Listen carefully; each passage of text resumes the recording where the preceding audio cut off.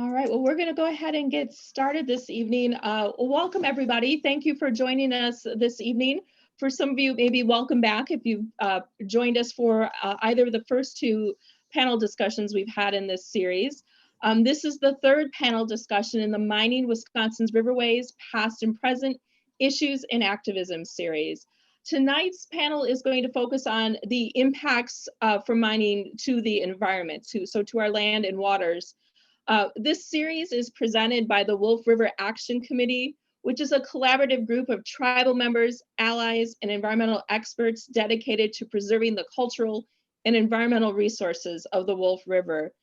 If you missed one of the first two discussions we had in this panel series, don't worry, they were recorded. You can go to the website wolfriveractioncommittee.com to view those recordings, and also to learn more about mining, past mining projects in Wisconsin, future potential mining projects that are a threat to our waters. There's lots of information on that website, wolfriveractioncommittee.com. Tonight, we are fortunate to have four amazing and knowledgeable speakers with us. We have Tina Van Zyl, Doug Cox, John Coleman, and Dave Bluin. I'm Allison Werner. I'm the Policy and Advocacy Director for the River Alliance of Wisconsin. I'll be moderating tonight's discussion. After each of the four speakers, we will have time for you to ask questions.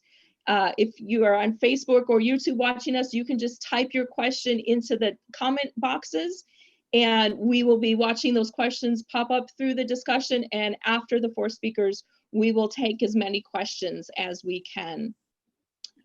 So with no further ado, I would like to introduce our first speaker, Tina Van Zyl.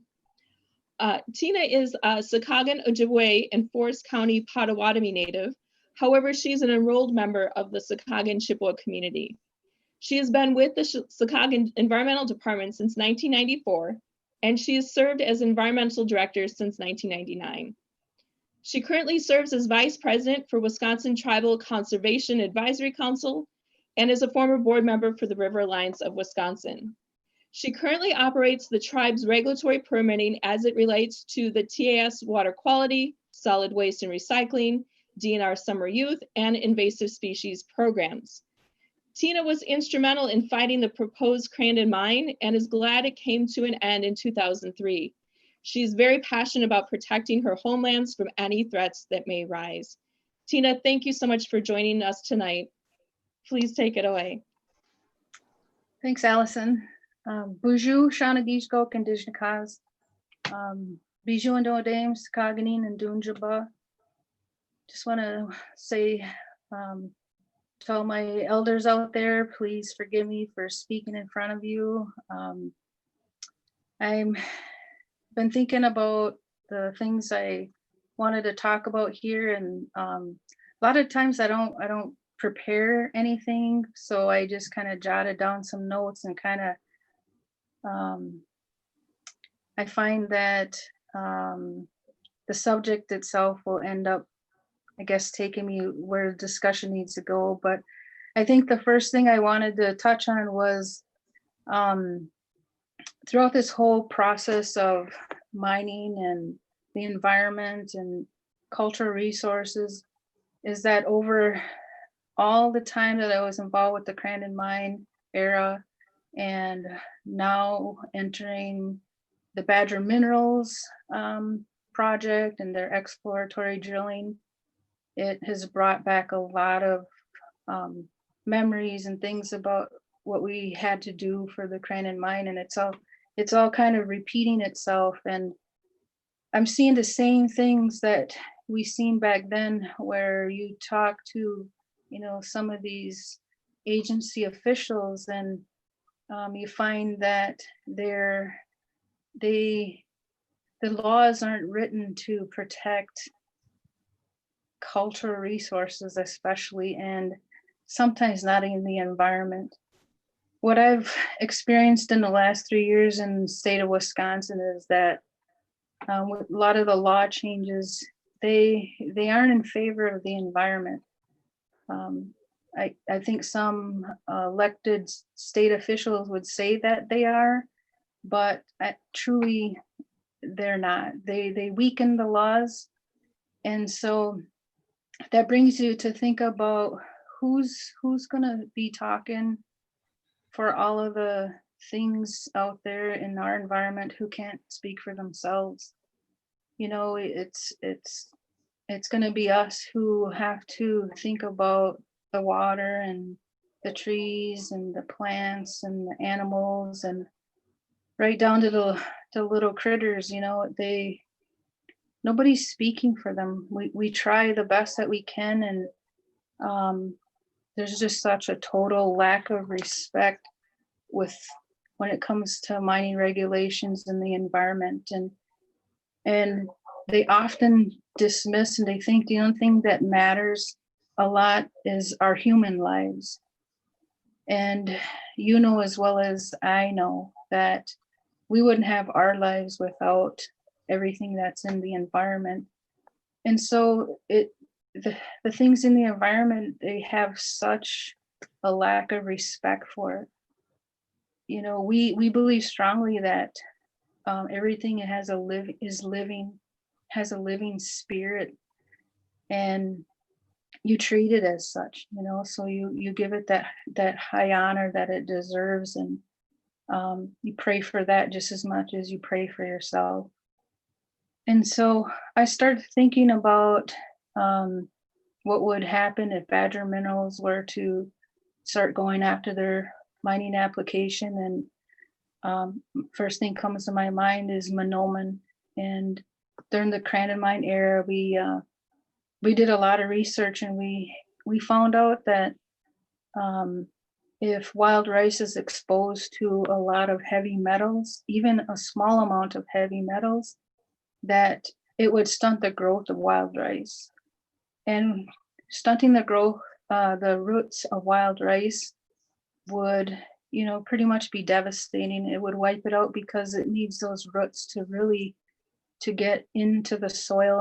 And any of you out there that harvest Mahnomen, you know that the bottom is really mucky. It's not something like you see in crop fields. It's really a fragile, sensitive plant. And so, you know, I start thinking about that and how we're going to have to start, you know, getting across and re-educating people and make sure that they know about these things that are important to us, and those are things that are part of our identity. And I don't know who a lot of us Ojibwe people would be if we didn't have Mahnomen, because that's just a part of who we are. You know, it's a part of our story. It's a part of why we all belong where we're at. And so a lot of the times regulators think that us tribal people are our beliefs are made up and they're foolish, and so that's a tough battle when you're talking to people who don't have a lot of experience with natives and tribes and cultural resources. And so then you have to start thinking about how you're going to protect it yourself. And so for Mole Lake, you know, we're fortunate to get our water quality standards. We're the first tribe to get those east of the Mississippi, and that was back in 1995, and that went through a long court battle. And we have a strong belief here. A lot of places have their water quality standards. They're all numeric, meaning there's, you know, a certain level to every numbers to everything what's acceptable. And so what we believe here in Mole Lake is that what is in the water currently, and so we refer to that as baseline data. So whatever its natural form is right now, that's what the acceptable level is. And so that might be stricter, it might not, but what we do know is the way it is now is how we want it. And so that's how we wrote our water quality standards. You know, we fought long and hard to have narrative, and that's pretty much what narrative means, is we want to go off our baseline data of what's in there now. And so I started also thinking about, you know, the laws and regulations, and about how NR 182 is one of the current ones that I've been reviewing, and I just can't get it out of my head about how usable groundwater was often in the language, and I was like, what on earth do they mean? Everything's usable because water doesn't stay still. You know, it travels, it goes everywhere, and it's all connected some way somehow. And so if these laws say that they can, you know, put waste that's in the ground so far in the ground that it's unusable groundwater, well, maybe we're, and this is where I'm getting at, to where they think that us as humans, we're the only ones that are going to use it.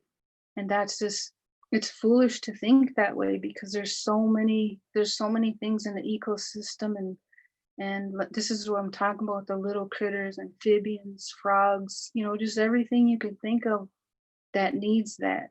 And just because it's not us as humans that are using it, drinking it, does not mean it is not usable. And so that I'm having a really hard time with that this past couple of months, reviewing those regulations. And so the last thought I wanted to kind of put out there was, um, I've been uh, I've been into a lot of different places that had mining activity, and visited abandoned mines and closed ones and whatnot. And there was one thing after all of these years that have stuck in my mind, and it's that, um, I remember a big copper mine. I was out west somewhere, and the one of the workers there, they gave us a tour of the place, and he had said to me, and he had done his research, you know, it's just not just a guy off the street. He had said that if we, as United States, Canada, the whole world, if we were to put more effort into recycling all of our metals, then maybe we wouldn't have to mine anymore, because things like copper, you know, it can be recycled over and over and over. And he had said there was enough copper in this world that if we just did our diligence and recycled it, we would never have to mine for copper. And so you hear a lot of the regulators who talk about how, well, you want to drive your car and have your cell phone and all of these other things that we have in life. And, you know, there's a lot of us who would give all of that up. We would give all of that up, because if there things like that, in the end, they just don't matter. And so there's no reason that we need, you know, 10,000 cars to choose from, you know, or I mean, just this one instance. And so I just wanted to say miigwech to everybody for logging on, if you're listening. And I'm not going to take up too much more time, because we have three other speakers, and we only got an hour. So if you have any questions afterwards, I'll do my best to try to answer them. And so miigwech for listening to my words today. Wonderful, Tina. Thank you so much for opening up the panel discussion tonight with those thoughts and your perspective. It's so important to think beyond the human impacts we have to our lands and waters, of what we need versus the whole ecosystem. Like you said, it's so important. Thank you. Welcome. I'd like to introduce now Doug Cox. Doug is the former chairman and current vice chairman of the Menominee Tribe of Wisconsin. He's also a second one on the panel tonight, a former board member of the River Alliance of Wisconsin.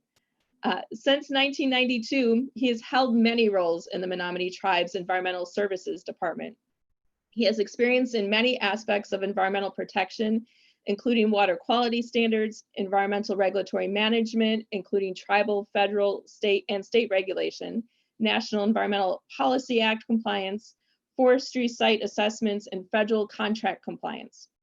He's also worked on the development of planning documents for the tribe, including forest management, integrated resource management, invasive species management, and the tribal strategic plan. We're honored to have you with us tonight, Doug. Please take it away.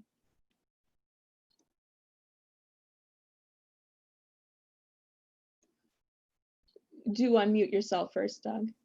There we go. Wan and Allison, sorry about that. Also, Waniwe, Atanawe, Makanuk, Shik Eswisian, Wasa Kane. Good evening, everybody. It's a really honor to be here today to participate on this panel, especially with the counterparts that I have here. It's a real honor.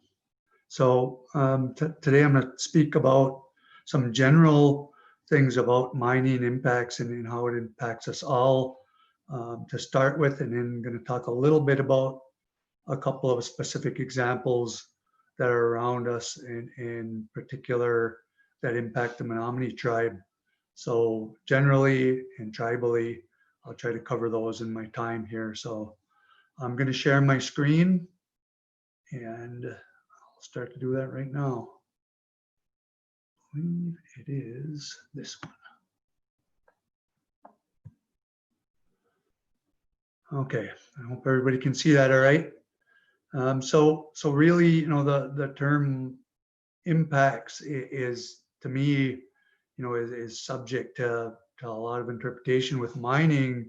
The experience that I've had in the research that I've done, and, you know, my background's in biology. It's not in geosciences, it's not in geology. So, you know, a lot of this was learning as we go. And Tina mentioned earlier about the Grandin mine.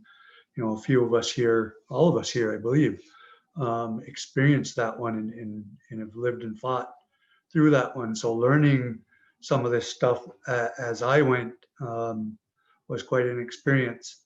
And doing research and background on these things, it came evident to me that it's really not a question of, is there going to be impacts? It's more a question about how much and what are we going to do about them and how to react to them. This first slide, you know, is one that I grabbed. There's a site called Mineral Policy Center that most of my information pictures here came from today.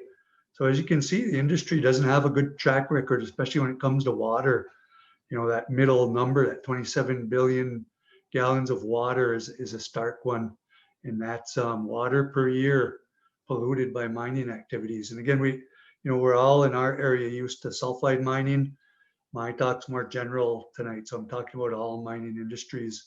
So this one relates to all mining, and this is per year. You think historically, sure, there's probably been a lot of water polluted, but this is per year pollution numbers. And again, a little graphic there to the moon and back just means that if you put those in those small water bottles that we all drink from, like this one, and stack those up, you know, you can make several trips to the moon and back with just the polluted water each year that comes from these activities. And that's a pretty stark example. And again, as Tina said, you know, for us at Tribal Nations, this water is life, and one of the most important things that we have. Special ceremonies and philosophies and stories about water at Menominee are endless. You know, we start with that when we have our ceremonies. So very important to us, and this is a classic example of impacts. And of course, my slide won't advance. Okay, let's try it again. There we go. So then when you talk about impacts, we certainly want to talk about how we're impacted by the impacts. So that, you know, that's kind of an obvious one, but it has to be spoke about in the way I approach things in managing for the tribe, how we're dealing with these things. Because when we have to prepare for the impacts from proposed activities like this, it's resources that we need to put forth that cost us money and dollars, that we need to expend in resources and staff and materials to monitor, to test and report and communicate. Those are all costly items that are a result of activities like this one that you see here, and they come with high costs. Fortunately, much of our costs come through federal grants, but you know, again, that doesn't alleviate the costs out of our pockets, because those federal grants come from all of our tax dollars that we all pay. You know, as tribes, our members pay taxes too, and those dollars go into those funds, and we pay the scientists and the specialists that are out there working hard to monitor these things that happen at these mine sites, or preventing them from happening. This one in particular is a tailings facility in the background there. You see the big mound located in the background, looks like a big hill. It's actually a tailings management area. That's where they're monitoring there. The red colored material is leakage from that, seeps from that tailings management area. And really what tailings management areas are dams.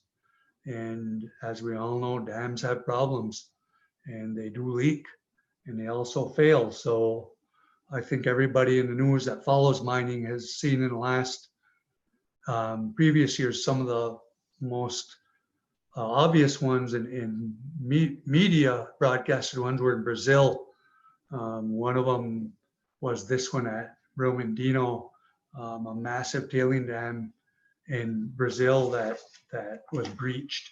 That one covered many miles of area that was disturbed by it.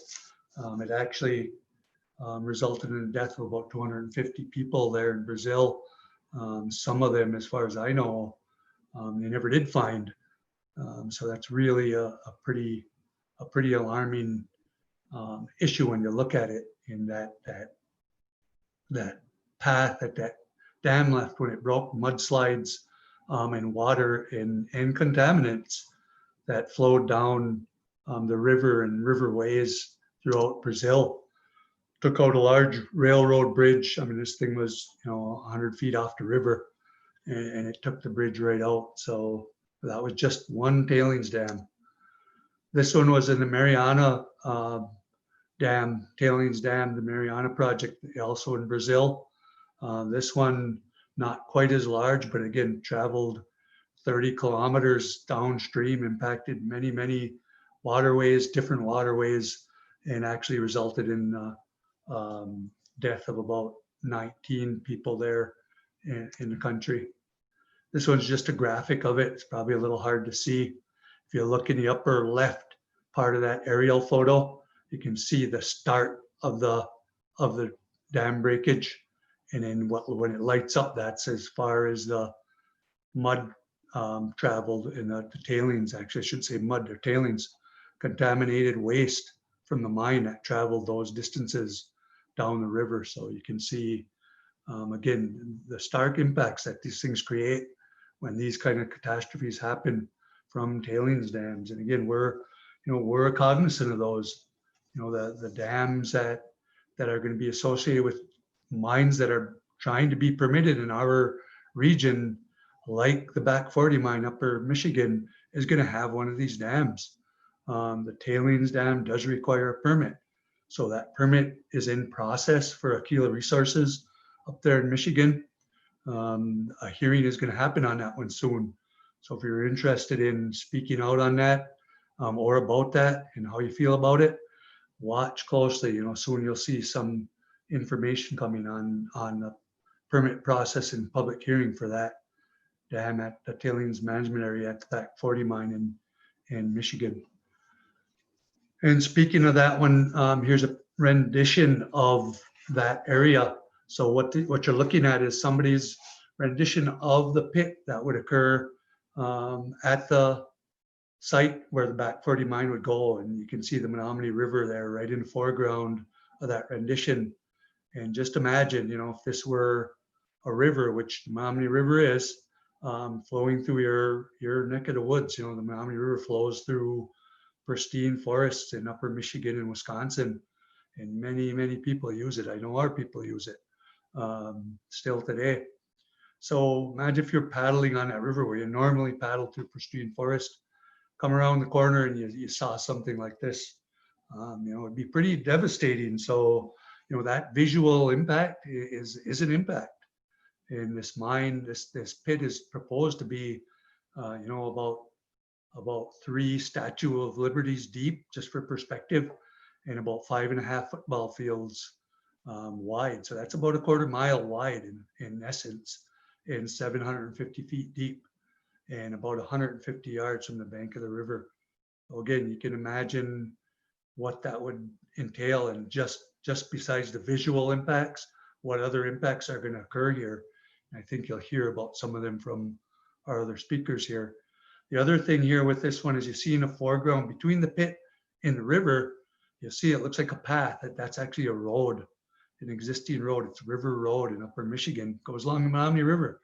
Local people there use that road. It's a main travel fare for people up there in that area, Stevenson Lake Township. And that road is also proposed to be abandoned because of the pit. They're going to abandon that road, and that one is going to have some hearings with it too. And I mean, again, that's impact on people. It's impact on us. What do we do when that road's gone? So from our perspective at Menominee, you can see a graphic here, Menominee Reservation in white. I've got some pins on there for distance. So the back 40 mine is that upper pin. 40 miles to the corner of the Menominee Reservation is the other pin. People tell us all the time, you know, when we're at hearings and talking about this mine, why are you so concerned? It's 100 miles away from you. Well, one thing, they're measuring road travel to the mine, not as air flows or as water flows or as birds fly and animals move. You know, those are the things, as Tina said, that we're most concerned about. We have a responsibility for those, and these are stark examples of how people forget about, well, it's just an impact around the mine, right? No, it's not. It's much longer than that. And one thing that people know, I think, about the Menominee Reservation, you can see the green, dark, rectangular type outline. That's actually the reservation boundaries. That's our forest. We protected that forest for as long as we've been here, and it shows up on satellite. There's a little line up in the northwest corner, a scrape to that. That was a tornado scrape that went through in 2007, knocked down about a 3 mile stretch, some places a 1/4 mile wide of that tornado. Why do I say that? Well, remember what I said about the pit at back 40, 1/4 mile wide by 750 feet deep. So when that mine goes into operation, guess what? If you look at a picture like this one and zero in to where that back 40 pin up there is, you're probably going to see that thing from space. So just keep that in mind. You know, again, visual impacts. Tina talked about it, I know, in relation to our land and why it's important to us. This is a map of Menominee's ceded territories. These are all cessions, those different colors, hash marks. Those are all different land cessions by years that Menominee ceded land to the government by treaties. 1836, I know you can't see that number.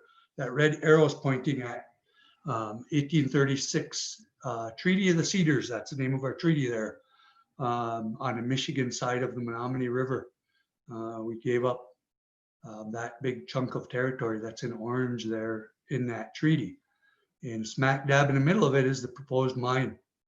So what does that mean for the tribe? That means we have history there, we have culture there, we have resources there, and they're all real for us. And the indirect impacts that result from that are very much harm to the tribe. So, and those are numerous. I mean, I could spend all day literally just talking about our stories and our legends that relate to that site, to that area. And, you know, an impact like this one will definitely cause harm. So 1836 treaty isn't what we call adjudicated. So the tribe doesn't visit those areas to harvest, because we never fought out in court for those areas. But again, treaties signed by the federal governments mean they owe the tribe a responsibility for that site. It's called a trust responsibility when you narrow it down, and it's a legal responsibility tied to the treaties. Canons of construction mean the government owes us. We paid our debt for that area. We paid the government a debt, all of that land that we gave up. And when the federal government gives authority to states like water quality and clean air, the states currently don't accept that trust responsibility that comes with it when the federal government gives that to them. And in Michigan, it's a really stark example. State of Michigan holds Clean Water Act for Wetlands Permitting Authority, and we're in Wisconsin. So we went to Michigan and we had to battle there, and we're still battling there today because of that abrogation of our trust that the government holds. So these are the kind of things we fight, on a regular basis with these mines, and we'll continue to fight. And we ask everybody to support us in these battles. And them are the kind of impacts we're seeing. So I say, well, Lannon, for your attention today, and I probably took up too much time already. So Allison can have it back. So important to talk about what we know, unfortunately, about this type of mining all across the world is not if there will be impact, but how much impact will there be on our resources and our lives. So thank you so much for that perspective, Doug.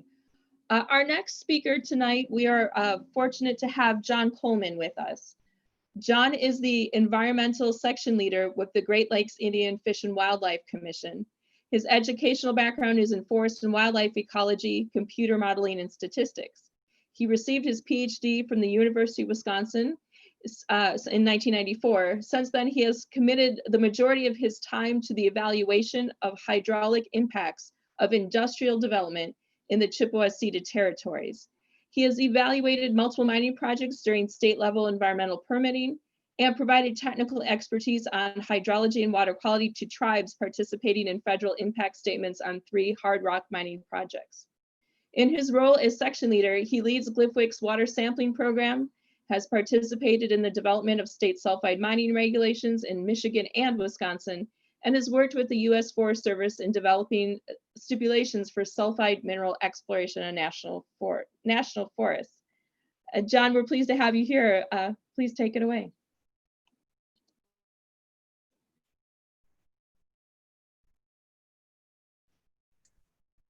There we go. Thanks for organizing this, Allison and Justin. I'm going to mostly show some slides, so I'm going to share my screen. I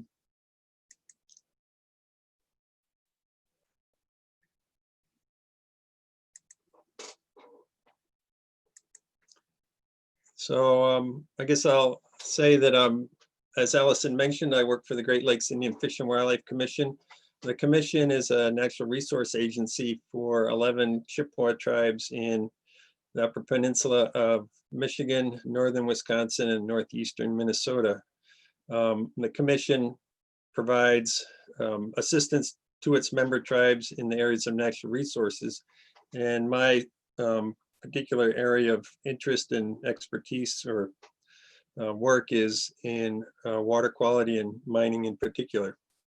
So I'm also going to use this time to urge people that are interested in metallic mineral mining issues to get a copy of a publication we put together a few years ago called Metallic Mineral Mining, the Process and the Price. And that document is available both in hard copy through our offices in Odana, but also more easily for download from GLFWC's website at glfwc.org or at the website sponsoring this panel discussion.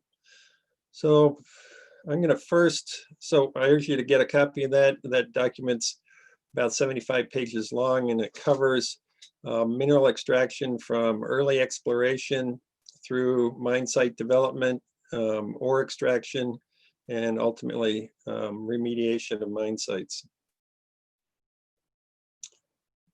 And I'm going to try to change my, hopefully I can change my screen there. So because there's recently a lot of interest in exploration in Oneida County along the Wolf River, I thought I'd talk a little bit about some of the material that we discussed in that publication on exploration. Some exploration is not on the ground. It involves overflights looking for magnetic signatures or gravity signatures that might indicate ore deposits. But when a company gets serious about a particular location, and they pull in the drill trucks and they'll start drilling exploration holes to extract core, to look at the formations that are underground. Those holes may be several hundred feet to several thousand feet deep. Those drill rigs are relatively small, they're truck mounted, and they can be driven into the forest and set up on a drill pad that's cleared in the forest. The footprint of any individual drill site is relatively small, and if everything goes well, the impacts are usually fairly small from individual drilling activities. One issue that can be a problem is the water that is used for drilling has chemicals added to it to lubricate the drilling, and there are also cuttings from cutting through the rock. That water and cuttings are discharged into what's called a sump. Usually it's a hole dug in the ground where that water collects and the cuttings settle out. In some cases where it's expected that those cuttings may be reactive, that sump water may be pumped out and hauled off for disposal at a waste treatment site. Although many exploration sites are fairly low impact, there can be some problems that develop. One of the main problems that develops through exploration is erosion. There are a lot of access roads to the drill pads that need to be developed, or else existing roads need to be used. This is a access road to drilling sites in Iron County when Gogebic Taconite was hoping to develop a taconite mine in Iron and Ashland County. Those roads were very suitable for use by small to medium-sized equipment, but large trucks, bulldozers, and in combination with wet conditions made for a real problem with erosion and contamination of adjacent wetlands and water bodies. A similar thing happened during exploration up at the Copperwood project up in the UP of Michigan. That project, which is an underground, proposed to be an underground mine on the shore of Lake Superior. There was exploratory drilling going on, and there was spring thaw. The ground got very soft, tore up a whole lot of ground. The company, as happened at the GTAC site, both companies were cited for violations of water quality standards because of violation of stormwater permits. So that's one problem that sometimes fairly frequently develops with exploration activities, is erosion problems and pollution of adjacent lands. Another problem that can develop, although it's somewhat rare, is during drilling, there can be underground aquifers that are pressurized, that are intercepted. And so deep groundwater, some of which, in fact, frequently in this region, is very high mineral content, particularly chloride, can rise up through the borehole and discharge to the surface, or else contaminate shallow aquifers that would otherwise be usable. For that reason, exploration holes are usually plugged very shortly after they're drilled. Once the core, the rock core, is extracted from the hole, it's plugged with cement.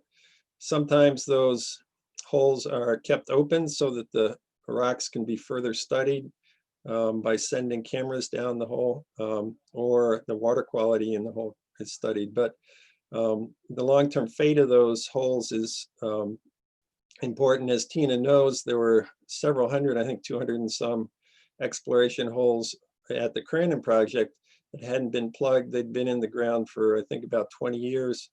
And one substantial cost in closing down that site was plugging up all those holes so that there wouldn't be exchange of deep groundwater with shallow groundwater over the long term.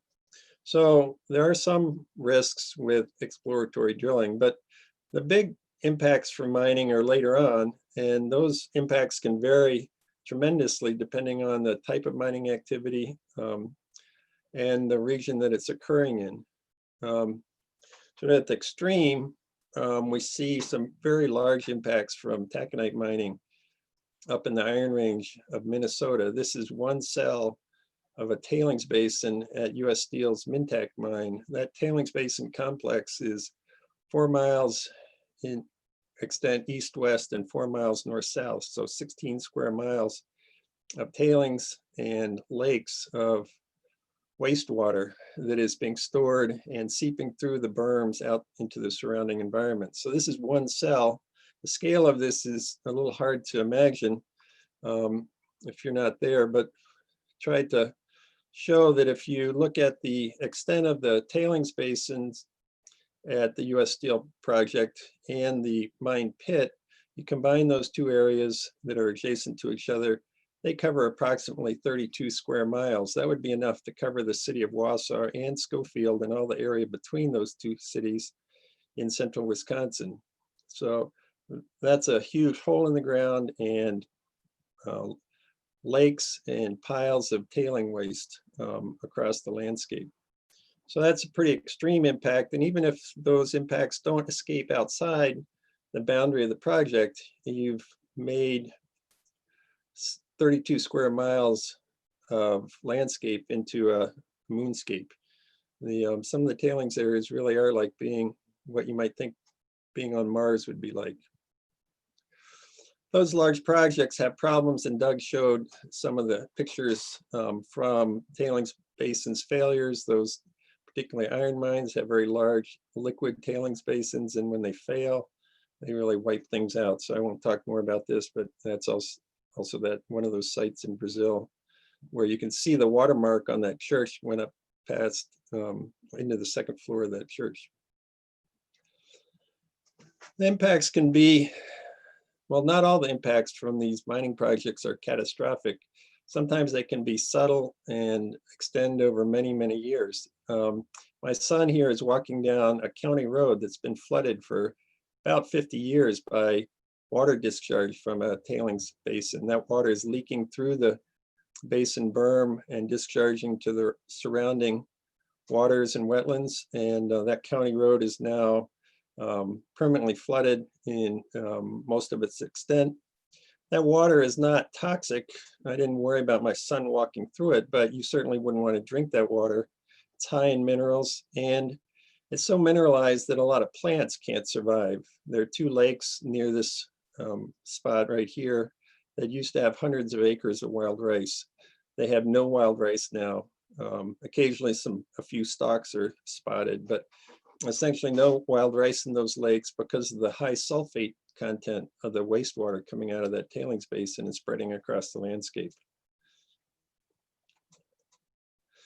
Even small projects like the Eagle mine up in the UP of Michigan near Marquette, and exploration activity up there, which is, as I said, usually a pretty small impact activity, because that ore body up there is so rich in minerals and is high in sulfur.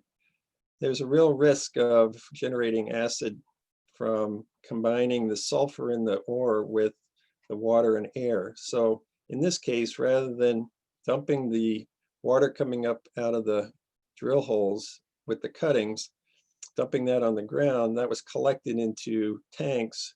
The water was evaporated, and the cuttings, when they're dried into a paste, were hauled off to a registered landfill because of the high risk from this type of material.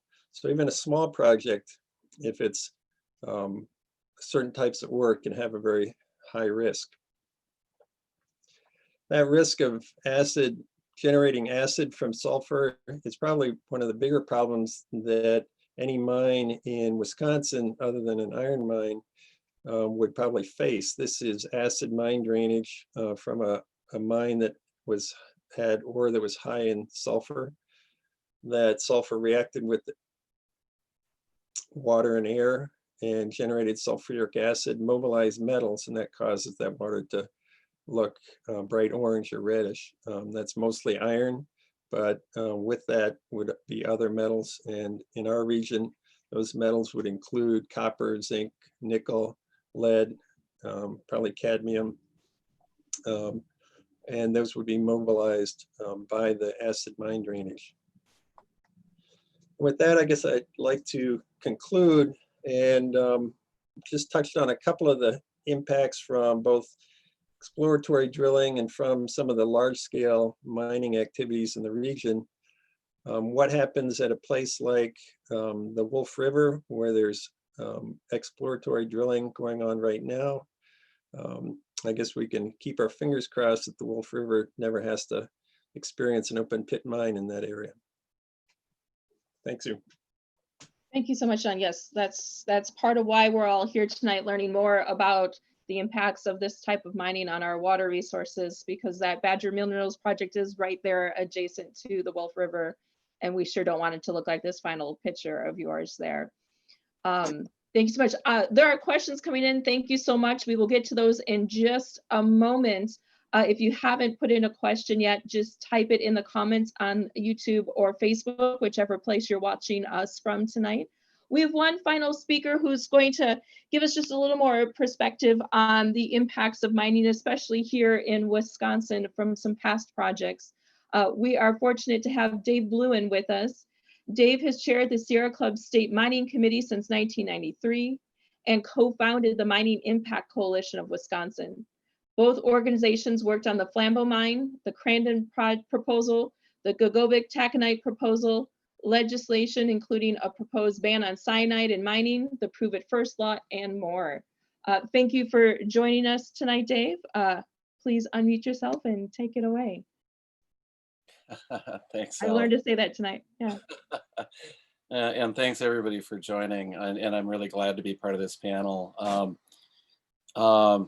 And just a note to Justin, I'm going to start on the second slide. So I won't spend any time talking about the Flambeau mine tonight, given that we're a little short of time, and I know that we want to get to questions. So, so just briefly, John just mentioned the real problems with metallic sulfide mining in the state, and the deposits that are of most interest to the mining industry right now in Wisconsin are in fact metallic sulfide deposits, just as the Back 40 deposit is in the UP, alongside the Menominee River. So the reason I mention that is that, just recently in 2017, the landmark Prove It First law for metallic sulfide mining was repealed. That law would have required that a company seeking permits here in the state prove that metallic sulfide mining had been done safely elsewhere, somewhere in Canada or the US, by showing that a mine had operated safely for 10 years and also had been, and could have been a separate mine, had been closed for 10 years, operating safely and being closed and reclaimed safely. The trouble is the mining industry couldn't find an example, including the Flambeau mine, which I just briefly mentioned. And so they repealed it in 2017. And the result is, and Justin, if you want to bring up that first slide, the result is that the industry has demonstrated a fair amount of interest in deposits here. And so, again, I want to be somewhat brief, but statewide, there are around 15 identified mineral occurrences, most of which are sub-economic, meaning that they're unlikely to ever to be developed just because they're too small or they're such low quality that it's just simply not economic to mine them.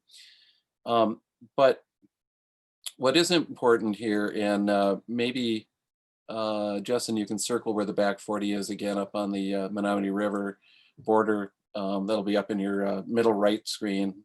There you go. What's important here is Back 40 is owned and operated, or not operated yet, not permitted yet, but owned by a company called Aquila Resources.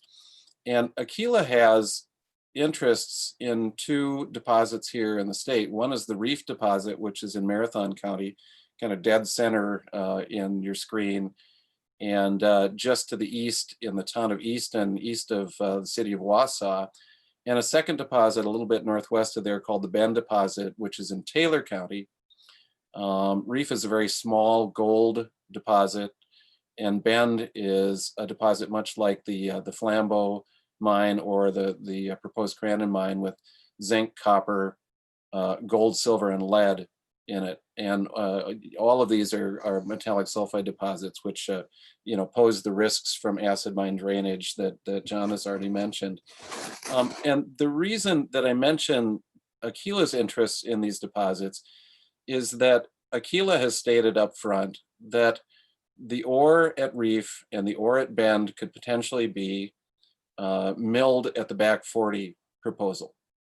So should the Back 40 mine be permitted, it will increase the pressure. Well, it's bad enough that it might be permitted, based on all the risks and issues related to it, but it could then host the ore from Reef and Bend, should those proposals be permitted, meaning that Aquila would share the wastes, share the trouble with both states. In other words, we would see the extensive land use, extensive land destruction, and potential for generation of acid mine drainage at each of those mine sites themselves, while the ore could go out state to the Back 40 site to be milled and processed, where even more metallic sulfide mining tailings would be added to the wastes at the Back 40 site, so increasing the risks at all of these sites. So there is, there's concern, I think, and legitimate concern that the door is being kicked open as a result of the legislation that was passed to repeal the Prove It First law 3 years ago. And then just quickly to the next slide.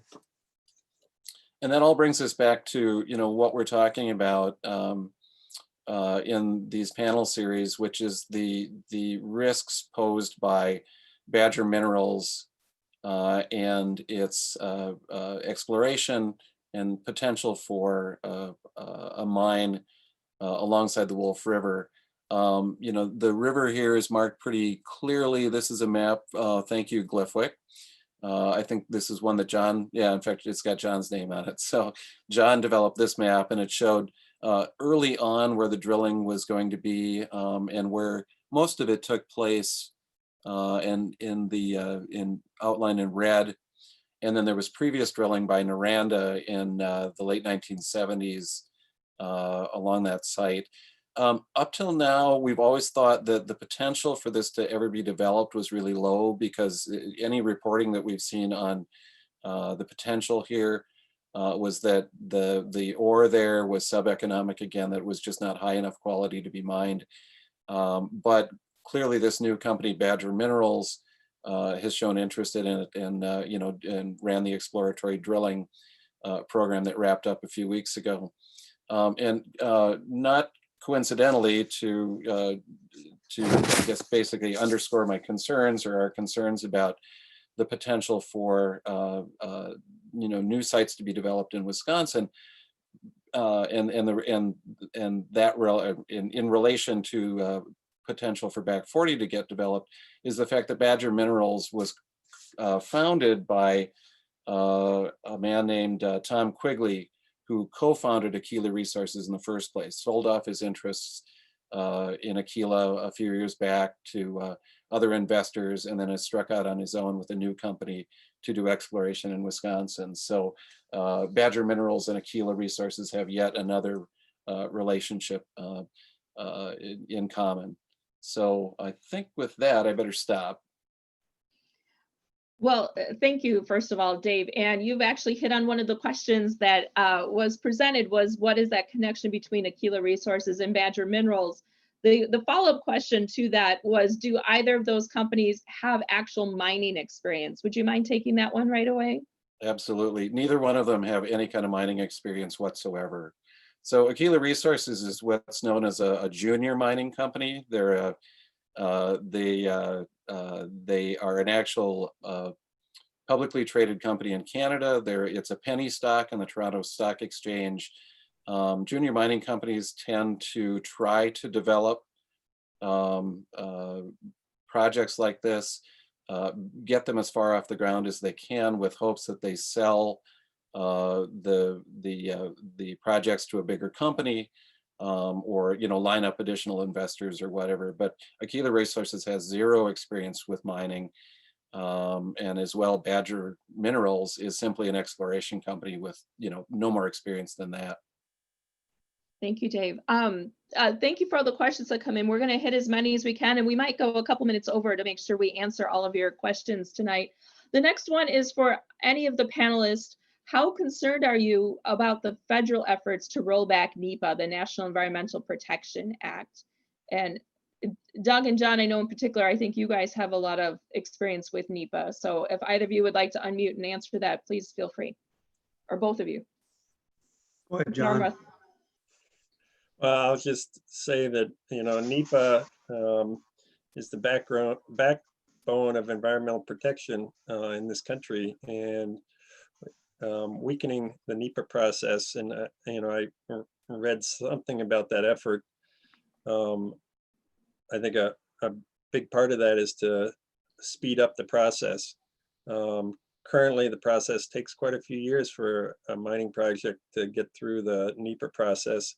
And that's because mining projects are very complex. And I think the deadlines now being proposed are 2 years. That's just impossible for anything except an insignificant mine. Even a small mine like Flambeau, it would be almost impossible to get the permitting or the environmental evaluation process, which is what NEPA is, get that process done.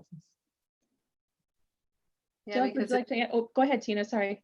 I was just gonna add that we're seeing in the last 3 to 5 years here, especially, that a lot of mining regulations are written for industry. They're not written for the environment.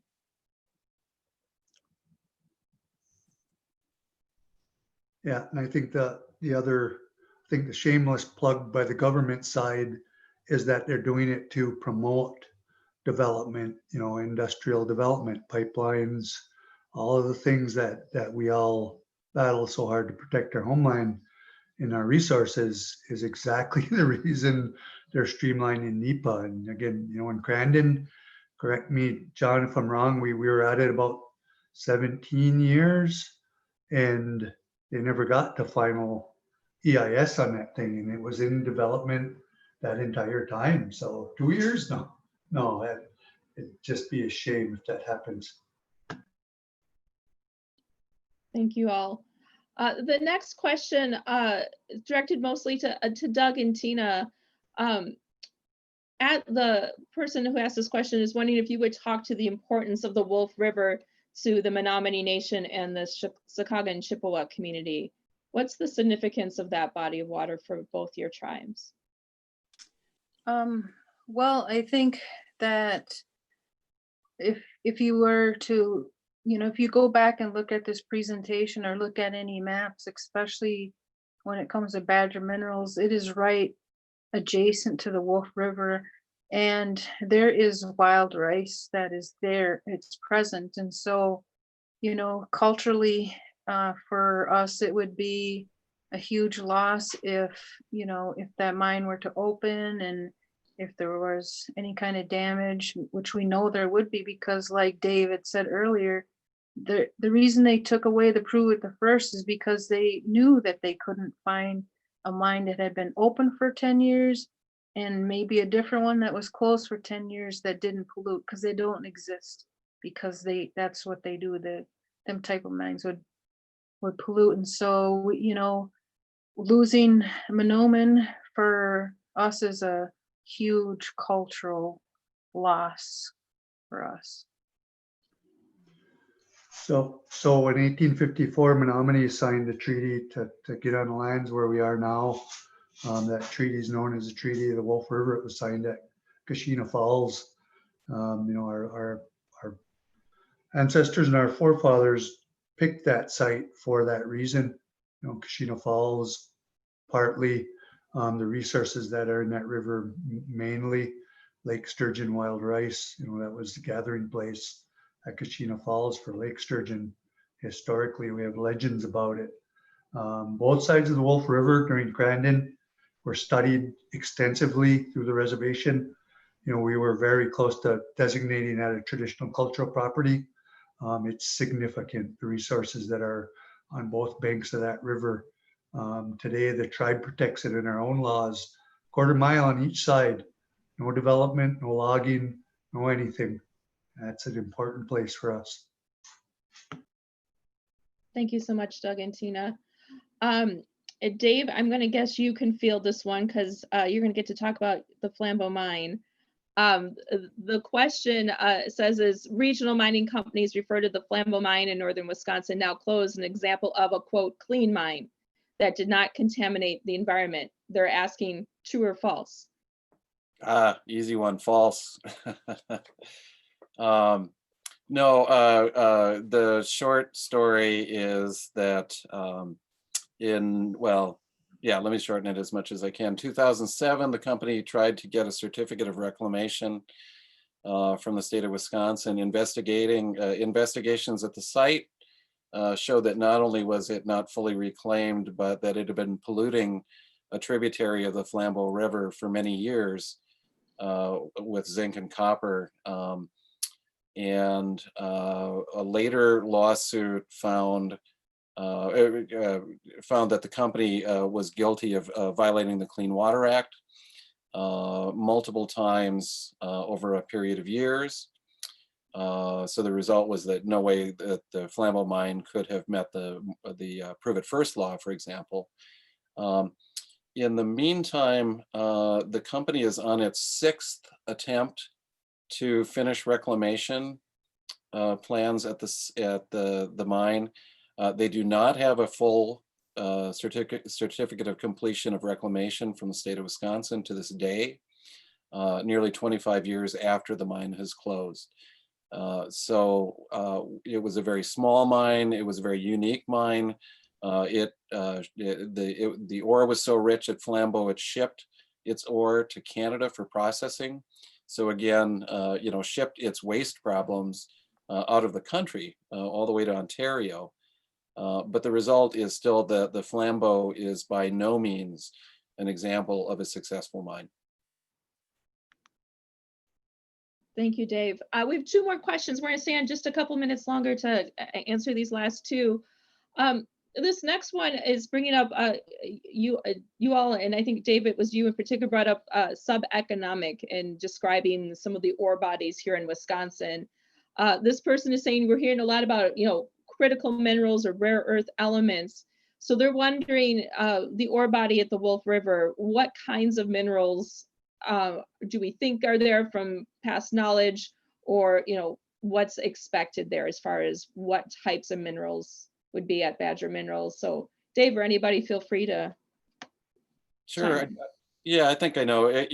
What we've read, the literature has said that again, it's a base and precious metal deposit, much like Flambeau, much like Bend, much like the Lynn deposit in western Oneida County. So again, it's zinc, copper, gold, silver, lead, generally in that order of economics.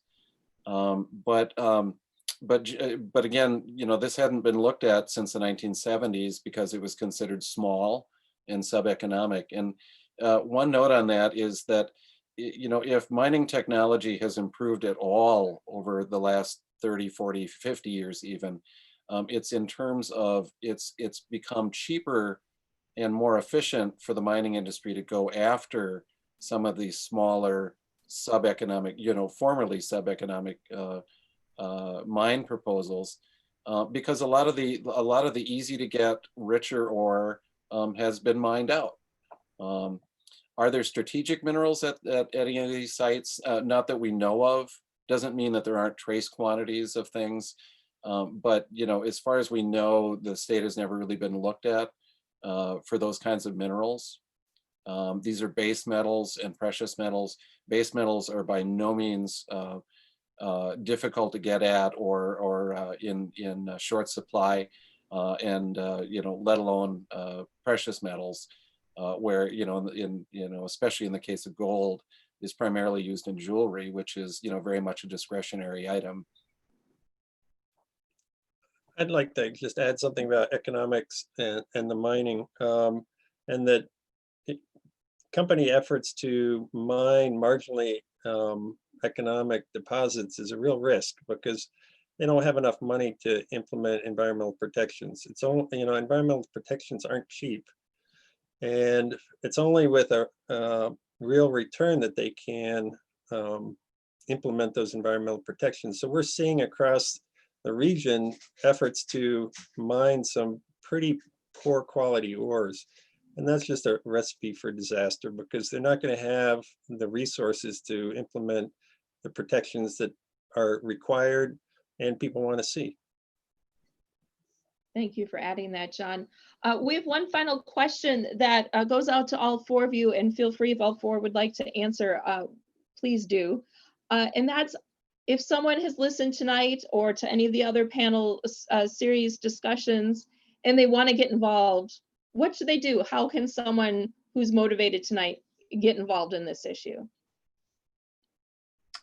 I would say that around the state, there's a lot of grassroots organizations such as Dave's there and yours, Allison, River Alliance. And, you know, they're always welcome to contact any of us tribes to see how they could be involved, or, you know, we'd welcome anybody.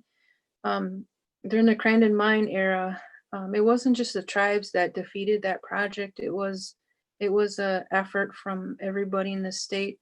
When that was all said and done, and I looked at all of the organizations that were involved with us, there was like 5 tribes involved and 35 grassroots organizations. So they were all over the state of Wisconsin. So that was a big effort. And this subject here is that's what we have to do again. So, you know, just usually there's somebody in every county that is with some type of organization. And so, you know, just, you can reach out to anyone of us and I'm sure would be happy to steer you in the right direction, how you can help.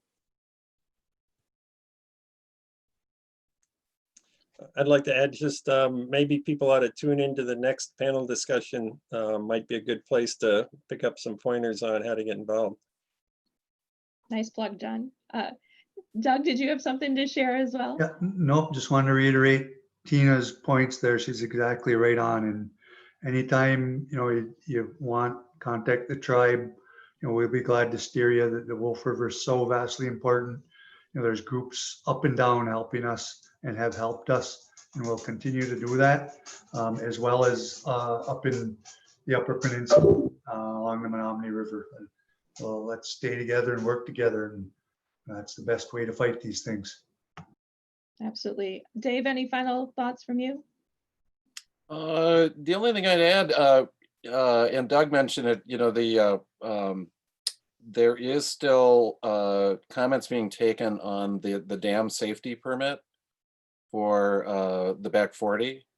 And Doug, maybe you know who has the most up-to-date info and the contact info for the Michigan authorities on that. But there is still time for us to comment, and we shouldn't avoid contacting Michigan authorities, even though we're from Wisconsin, to object and to, you know, make comments on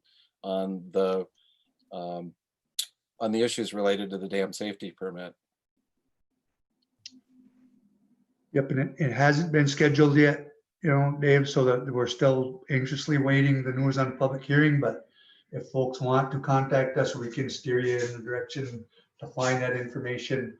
Allison, I don't know, is our information up on the website where you can go find us and contact us? We can definitely do that. So the website, and thank you all. So the one website you can go to is wolfriveractioncommittee.com. That's where the recordings from tonight's and the previous panel series are there. There is information about some of the groups and mining education as well. There are many, many groups involved as folks have talked about tonight. For the Back 40, there's a No Back 40 website. There's also Join the River Coalition that has a lot of great information on the Back 40. Of course, the River Alliance of Wisconsin website, Sierra Club websites, the Menominee Nation, you all have a Back 40 section on your webpage too. So there's a lot of information out there. And the hope for the Wolf River Action Committee website is to become a hub of some of this information. So it will continually be updated. So do go to wolfriveractioncommittee.com to keep watching for more information. I want to thank everybody for your time tonight, all your wonderful, great questions.